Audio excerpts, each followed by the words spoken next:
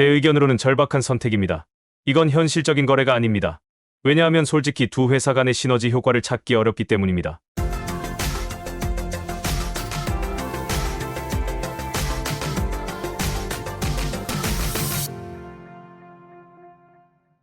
안녕하세요. 오늘의 테슬라 뉴스입니다. 자, 이제 2024년도 며칠 안 남은 상황이기 때문에 올해 마무리를 잘 하시길 바라고요. 앞으로 다가오는 2025년에 2024년에 이루지 못한 많은 소원과 계획들을 다 달성하실 수 있기를 기대해 봐야 될 것 같습니다. 자, 테슬라의 2025년에 가장 기대가 되고 있는 것은 바로 테슬라에서 모델명 주니퍼라고 부르고 있는 모델인데요. 이 가장 많이 팔리고 있는 모델 Y의 새로운 모델이며 현재 새로운 영상이 공개되어서 무척 화제가 되고 있습니다. 자, 이제부터 볼 영상은 테슬라의 새로운 모델 Y 주니퍼가 일반 도로를 달리는 모습인데 어떤 점이 달라졌는지 영상을 보시면서 한번 확인해 보시길 바랍니다.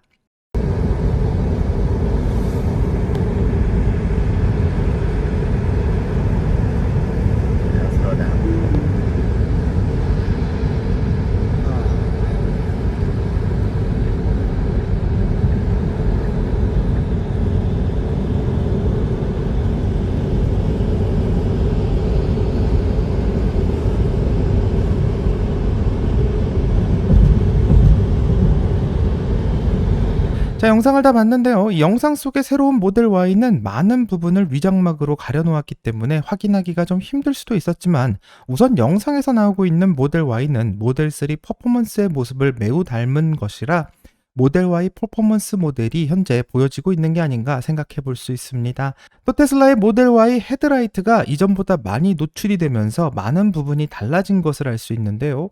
이 영상에서 보이는 헤드라이트는 기존에 알려진 예상과 좀 많이 다른 모습인 것을 알 수 있는데 이전에 예상되었던 모델 Y 주니퍼의 모습은 전면부에 라이트바가 있을 것이라고 예상했고 마치 사이버 트럭이나 사이버 캡과 같은 모습이 아닐까 예상이 됐던 것 같습니다.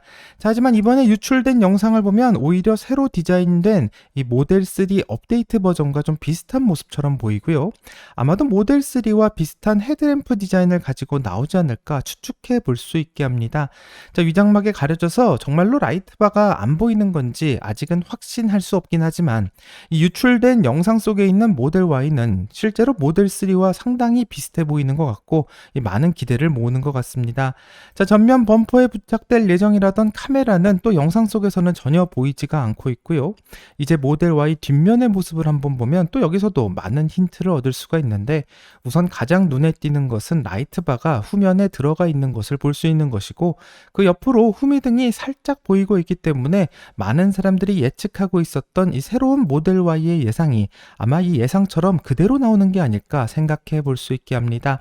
자, 이렇게 두 이미지를 나란히 붙여놓으면요. 그 위치가 상당 부분 비슷하기 때문에 아마도 이 예상처럼 그대로 나오지 않을까 싶고 아직 확신할 수 있는 단계는 아니지만 2025년에 출시를 앞두고 있는 모델 Y 주니퍼가 어떻게 나오게 될지 많은 기대를 모으게 되는 것 같습니다. 자, 테슬라는 기가 상하이에서 업그레이드된 모델 Y 주니퍼의 생산량을 늘려서 현재 하루에 600대의 생산을 하고 있다는 루머가 나오고 있는데요. 모델 Y가 공장에서 하루 최대 생산되는 양이 2600대인 것을 생각해 본다면 모델 Y의 생산량의 약 3분의 1이 새로운 모델 Y로 채워지는 것을 현재 예상해 볼 수 있습니다. 자, 이것이 놀라운 것은 10월 말에 생산을 시작했을 때 하루 15대 정도 생산이 가능했었고 불과 일주일 전만 해도 하루 생산량이 200대를 기록했었지만 이제 하루에 약 600대를 생산하고 있다고 하니 지금과 같은 속도라면 루머에서처럼 2025년 1월에 판매를 시작할 수도 있지 않을까 생각해 보게 되는데요. 이 테슬라의 모델 Y 같은 경우에는 2013년 가장 많이 팔린 차로 기록이 되어서 이 모두를 놀라게 한 적이 있는데 통상적으로 도요타의 내연기관인 SUV나 포드의 트럭이 가장 많은 판매를 기록할 것이라고 예상했지만 2023년 전기차가 가장 많이 팔렸었고 2024년에도 그 기록을 계속 유지하게 될지가 매우 궁금해지는 것 같습니다. 자, 2024년에 테슬라가 기록하고 있는 현황을 보게 되면 매우 흥미로운 사실들을 확인해 볼 수 있는데요. 어쩌면 미국에서 테슬라가 포드의 F150이 세우고 있는 기록을 무너뜨리는 다른 일이 올해 발생할 수도 있다라는 예측이 나오고 있습니다.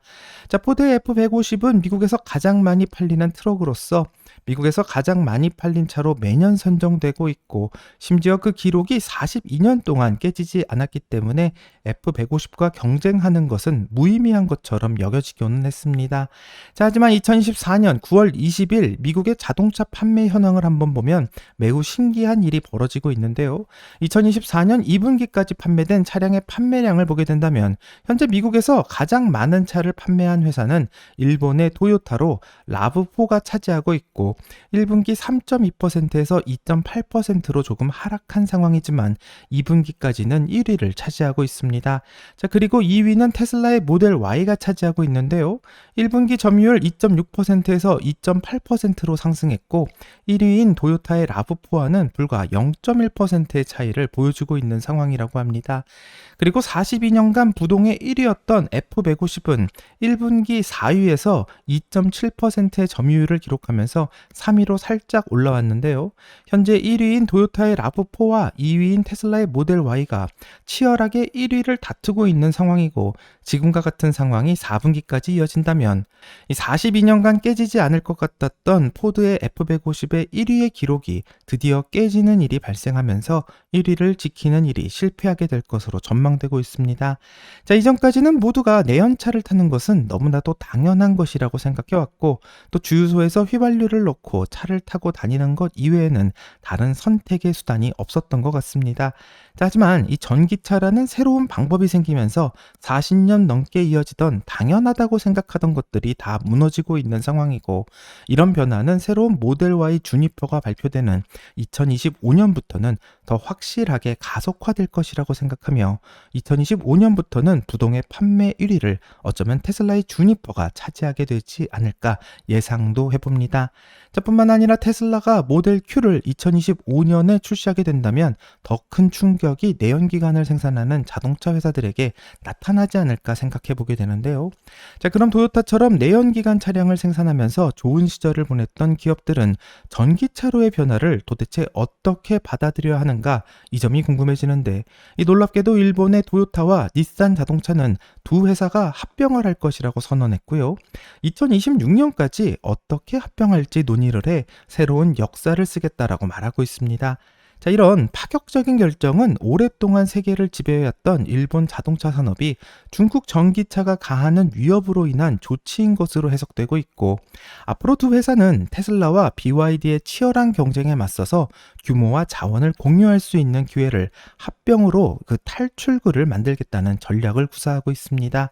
자, 이런 혼다와 닛산의 합병을 월가에서는 어떻게 보고 있는지가 궁금한데 UBS에서는 놀랍게도 이 두 회사가 합병하는 것을 매우 긍정적이라고 평가하고 있고 두 회사가 각자의 시너지를 내면서 큰 효과를 발휘할 것이라는 예측을 하고 있습니다. 자, 하지만 여기서 정말 궁금한 것은 이 두 회사가 정말 합병을 하는 것이 좋은 일일까? 이 점이 궁금해지는데요. 이제부터는 한 관계자의 이야기를 들어보려고 하며 혼다와 닛산이 합병하는 이유에 대해서 다시 한번 확인해 보겠습니다. 자, 영문 음성과 한글 자막의 영상은 회원님들에게 먼저 선공개되었으며 회원에 가입하시게 된다면 시청이 가능합니다.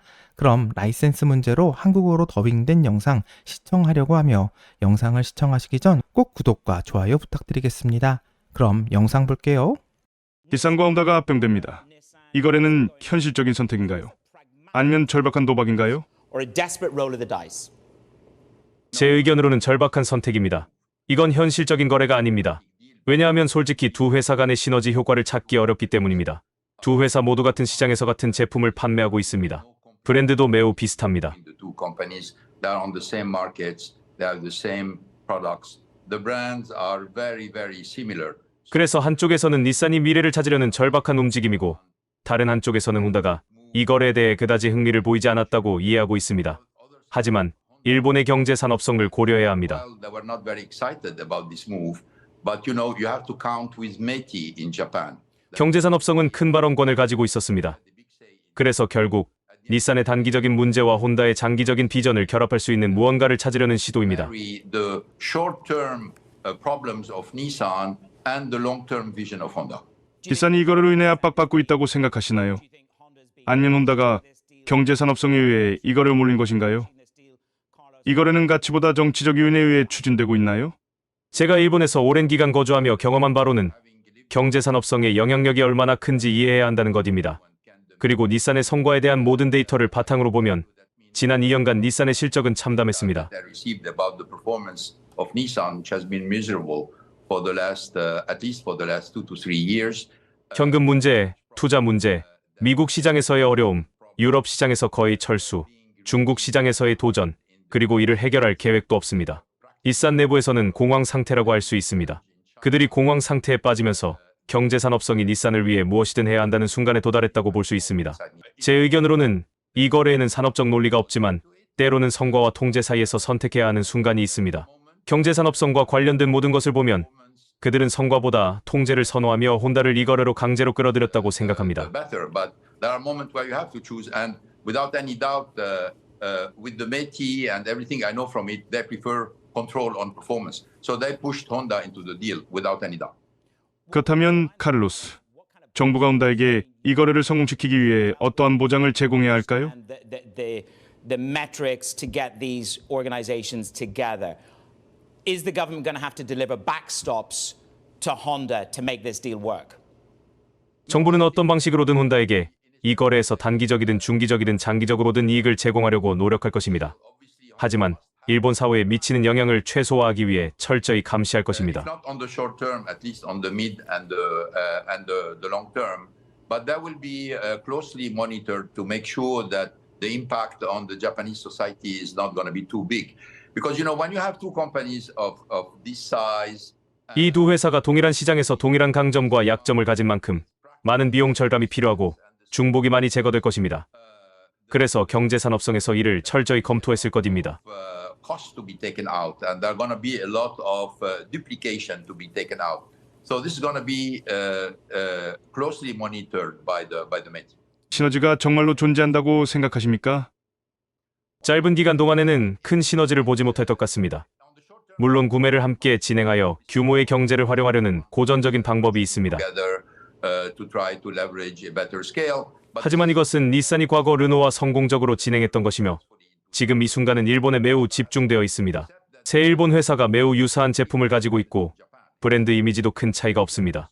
미쓰비시도 여기에 포함됩니다. very similar products. The image of the brand are not very different from one to the other. I'm including Mitsubishi into it. 그래서 매우 어려운 상황이지만 장기적으로는 기술 투자와 같은 미래 투자를 한 번만 하고 이를 세 회사가 공유함으로써 비용을 절감할 수 있을 것입니다. Doing it one time and sharing it with 3 companies.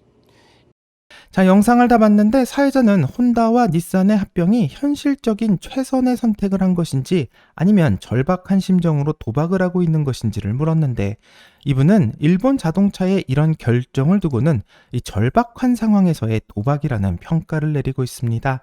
자, 이렇게 말하는 분은 전 닛산의 CEO인 카를로스 곤이고요. 이분의 업적은 호불호가 갈리기는 하지만 우선 부실이 굉장히 심했던 닛산을 살리기 위해서 기존의 일본 기업이라면 상상할 수 없는 혹독한 구조조정을 단행하면서 15%인 2만 명을 정리해고하고 300여 개가 넘는 대리점을 폐쇄해 기업을 살려내었으며 최고의 실적을 만들어 주가가 고공행진을 했기 때문에 그의 업적이 대단하다고 기리는 사람들이 많았습니다. 자, 하지만 정치적인 문제로 2019년 12월 31일 일본을 극비리에 탈출하면서 레바논으로 도주했고 이후 닛산은 최악의 상황으로 들어가고 있는 상황입니다. 전 닛산의 CEO 카를로스 곤은 두 회사가 동일한 시장에서 동일한 강점과 동일한 약점을 가진 만큼 많은 비용의 절감이 될 수도 있지만 이 짧은 기간 동안에는 이 두 회사의 합병이 큰 시너지를 보지 못할 것 같다라고 혹평하고 있는데요. 이 두 회사의 합병은 두 회사가 원해서라기보다는 일본 정부의 중국과 미국에 대응하기 위한 하나의 전략으로서 취한 조치라고 이해하고 있는 것 같습니다. 자, 현재 닛산은 전기차로 꾸준히 판매를 하고 있고 혼다는 전기차 대신 하이브리드 기술을 가지고 있기 때문에 두 회사가 각각 다른 기술에 투자를 할 필요가 없어서 좋아 보이는 것도 사실이지만 문제는 지금 이 시대가 전기차를 넘어서 자율주행으로 가고 있다는 것이고 이 두 회사가 합병을 한다고 해도 자율주행을 과연 어떻게 해결할지에 대해서는 답이 없는 상황인 것 같습니다. 자, 이제부터는 FSD 13의 영상을 보려고 하는데요. 이제 집으로 도착을 하면 이 차고에 들어가기가 굉장히 어려워 보이는 것이 사실이지만 이제부터 자율주행은 이 차고 안으로 주차를 하는 모습을 볼 수 있고 주차를 하는데 전혀 아무런 문제가 없는 것을 보여줄 수 있는 놀라운 영상을 보여주고 있습니다. 자, 또 다른 영상을 보면 이 차고 안에 주차를 하지 않더라도 이 집 앞에 있는 여유 공간에다 주차를 하고 싶은데 이것을 잘 인식하지 못하자 이 분필로 이 자동차가 정지해야 될 공간을 마치 주차장처럼 만들어주니까 이 카메라 인식으로 인해서 이곳에 주차할 수 있는 것이라는 것을 확인하고 테슬라의 FSD는 이곳을 찾아서 자동으로 주차하는 것을 볼 수 있는데 이렇게 분필로 선만 그어주면 자동으로 주차가 되는 것을 볼 수 있는 FSD의 놀라운 모습을 볼 수 있는 영상입니다. 또 화제가 되고 있는 영상은 FSD를 사용하다가 이 트럭이 접근하자 FSD가 알아서 피해주는 모습을 볼 수 있고요. 앞에 충분히 사고가 발생할 것 같은 상황이었지만 FSD는 이것을 여유 있게 피하는 모습을 볼 수 있었습니다. 자, 트럭을 피하고 또 앞에 있는 차가 충돌되고 이 차량으로 접근하는 것까지 피하는 모습을 슬로우 모션으로 확인할 수 있는데요. FSD가 이 상황을 다 이해하고 피하는 모습을 보여서 이 안전 문제에서는 확실히 테슬라의 FSD가 강점을 보여주는 거라고 생각하게 됩니다. 이 테슬라의 FSD 13이 도입되면서 바뀐 모습은 이제 버튼만 누르면 출발을 한다는 것이고요. 차고 안에 주차되어 있던 차가 바로 버튼을 누르자 도로 밖으로 자동으로 나와서 이 후진을 한 다음 전진으로 바꾸면서 앞으로 다시 가는 것을 볼 수 있는데 상당히 달라진 풍경입니다. 자, 이렇게 테슬라의 최신 FSD의 모습을 봤는데요. 2015년은 테슬라가 로봇택시를 시작하는 그 원년으로 보고 있는 바 앞으로 자율주행 기술의 차이는 더 벌어질 것이라고 생각하게 되고 2024년을 인공지능을 위한 하드웨어의 축적의 시간으로 보고 있었다면 2025년은 이제부터 인공지능을 가지고 어떤 일을 할 수 있는지 확인하는 그 소프트웨어의 시대가 될 것이라고 예상하고 있는 상태입니다. 자, 이 때문에 테슬라의 AI 기술은 이제부터 인정받기 시작될 것이라고 생각하고요. 2026년 생산을 예상하고 있는 테슬라의 사이버 캡이 나오기까지 2025년은 자율주행에 대한 시험대가 될 것이라고 생각하며 트럼프의 자율주행 규제 완화와 겹쳐진다면 2025년은 테슬라에게 가장 큰 기회의 해가 되지 않을까 예상되기 때문에 같이 그 결과를 함께 기다려 보겠습니다. 여기까지가 오늘의 테슬라 뉴스고요. 오늘 영상이 도움이 되셨다면 구독과 좋아요 그리고 알람 설정 부탁드립니다. 오늘 좋은 하루 되시고요. 오늘의 테슬라 뉴스는 내일 또 새로운 소식으로 다시 찾아오겠습니다. 감사합니다.